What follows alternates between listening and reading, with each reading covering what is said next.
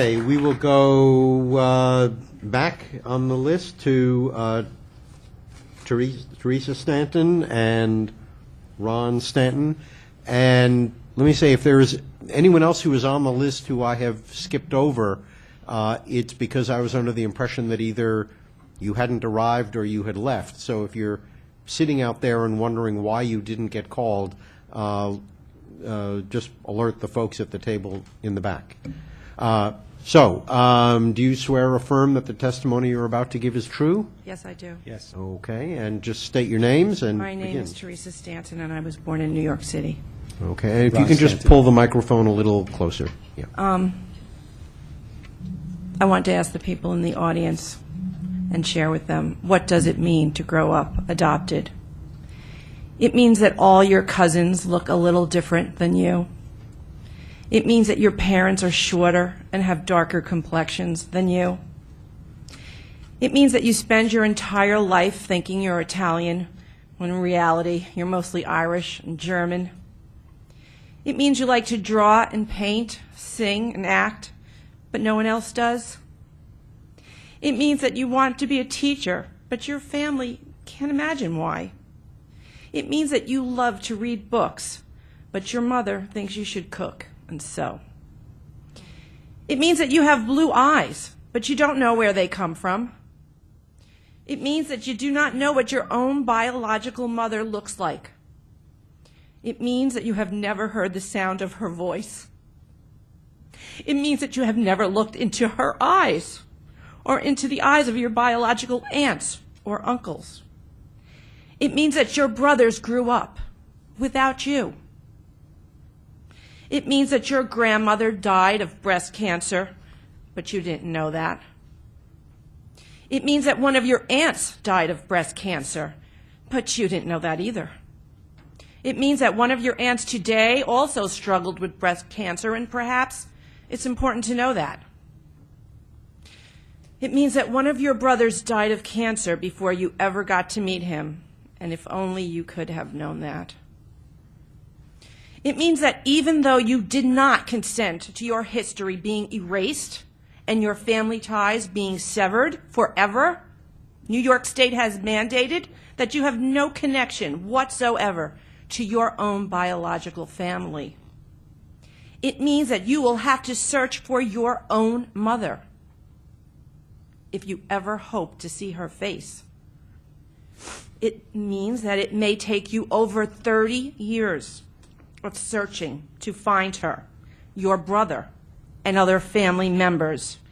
And finally, it means that you may be almost 50 years old before you can tell your mother that you love her. So please pass this legislation. Allow others to be reunited with their families. Thank you. So I'm the spouse of an adoptee from a closed adoption, and from the moment she first shared this information with me, I understood that it was very painful for her. She was adopted as a baby, so she had no recollection of the separation. That wasn't the issue. Her adoptive parents were wonderful and loving people, and that was never the issue. The issue is that even as an adult under the current law, neither she nor our children, nor their children, presumably, can know the answers to the most basic questions about themselves. And so I ask you to answer 3 questions silently to yourself. Do you know your birth mother? Do you know if you have any siblings? Does your family have any history of cancer? For most non-adoptees, it's impossible to imagine not knowing the answers to basic questions. However, for many adoptees, these are primal wounds reopened every time someone asks.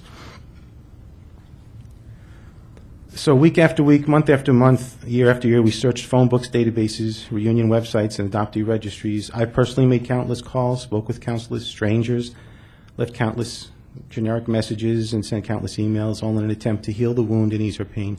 She's also posted countless messages on Facebook and Ancestry.com.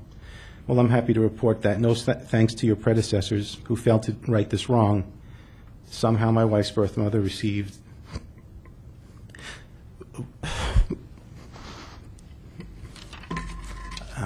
one of those generic messages.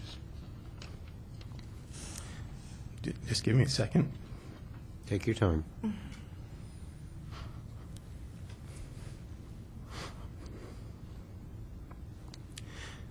If you've never witnessed a mother and child coming nose to nose for the first time in 49 years, as I witnessed, it trumps a wedding day.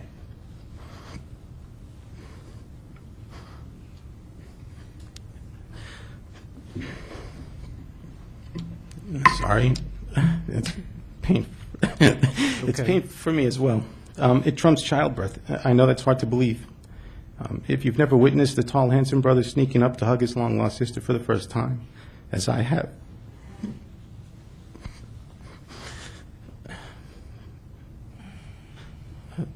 then you don't understand the opportunity you have before you.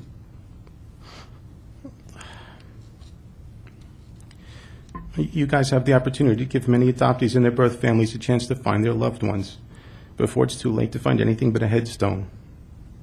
My wife even spent this past week meeting 2 more aunts for the first time, and although they hadn't seen or held her in 50 years, they picked up right where they left off with unconditional love. Don't kick the can down the road. Because your predecessors failed to change this unfair law, my wife missed a chance to meet her other brother and aunt who both died of cancer several years ago. And her mother missed a chance to have her daughter there to comfort her while her second child was dying.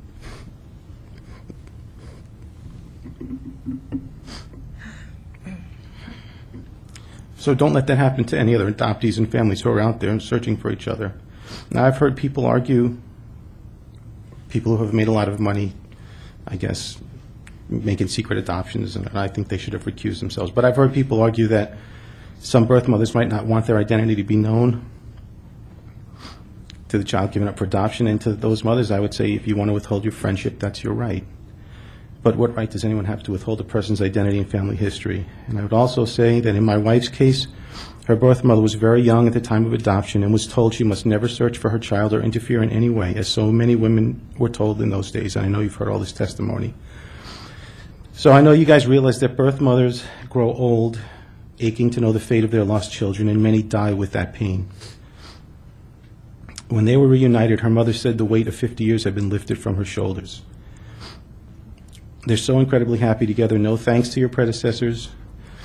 My wife and her birth mother are like 2 peas in a pod with more in common than I have time to share today. But what I want you to understand at the end of this is that they are at last healed.